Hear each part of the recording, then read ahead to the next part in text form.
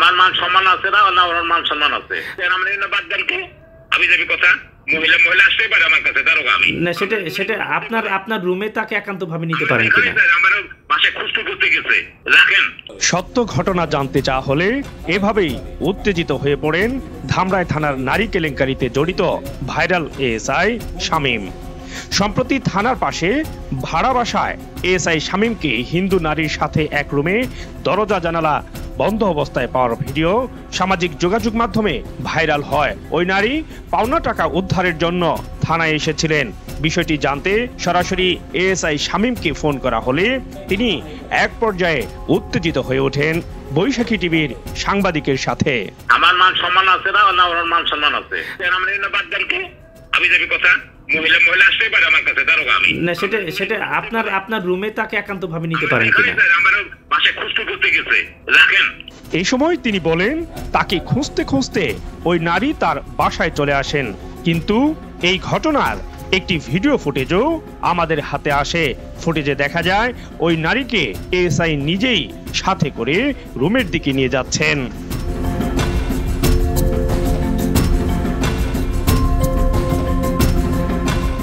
ওই নারীর বক্তব্যেও মিলেছে এএসআই শামীমের মিথ্যাচারের প্রমাণ।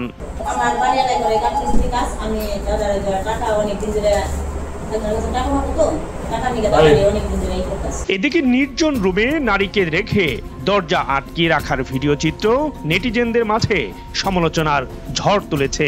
এ সময় আত্মীয় স্বজনেরা আসতে পারলেও সাংবাদিকেরা কেন আসবে বাসায় এমন প্রশ্নও তুলেন এএসআই। আমার আত্মীয় স্বজন অনেক যাইতে পারে, কেন যাবে? আর কথা বলবো না, যে ব্যবস্থা হওয়ার সেটা হবে। সাথে শত্রুতা কি আমার কেন ছাড়লো, কি উদ্দেশ্যে, আমি কি করছি আর ও আমার কি করছে, কি ক্ষতি করছি, কেন ছাড়লো? আমার মান সম্মান আছে না, না ওর মান সম্মান আছে? তবে এই ঘটনার সংবাদ প্রকাশ করায় সাংবাদিকের বিভিন্ন সোর্সের মাধ্যমে হুমকিও দিচ্ছেন বলে অভিযোগ পাওয়া গেছে।